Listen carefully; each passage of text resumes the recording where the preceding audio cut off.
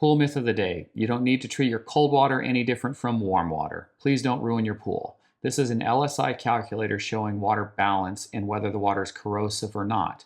On the left and on the right now, I have exact normal textbook numbers. So textbook balance. And on the right now, I'm going to change the water temperature to 45 degrees instead of 86. You'll see the green 0.00 LSI balance on the left, and on the right, it's definitely in the red, meaning etching and aggressive water, meaning the same numbers textbook for your pH and alkalinity and calcium and cyanuric acid can be the same, but with the cold water, the water is etching and aggressive, meaning it's pulling calcium right out of your walls.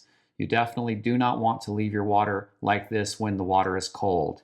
So the best thing to do is to use a calculator like this and type in the number that you think your water will get down to, the temperature you think your water will get down to, so that you can plan to adjust other levels so that your water is not as corrosive as it would be if you leave them textbook the same as summertime.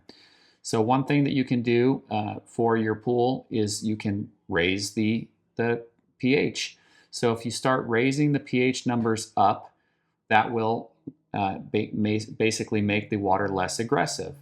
Another way that you can do it is raise the calcium levels up. Let's try both. So if I go to 45 degree water and I start raising the pH level up, 7.8, water's darn close, it's in the yellow, 7.9, it's now in the green. Yellow is acceptable. So we don't really always want to keep the pH there, but let's go back down to 7.6, which is a much more common level, and let's start raising the calcium level up instead. So I'm raising the calcium level up 10 parts per million at a time, and you can see that the LSI balance is getting closer and closer to the green.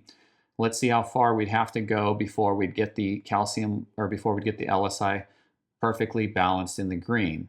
We would need to get the calcium level to 580 to get the water balanced at 45 degree water with a pH of 7.6.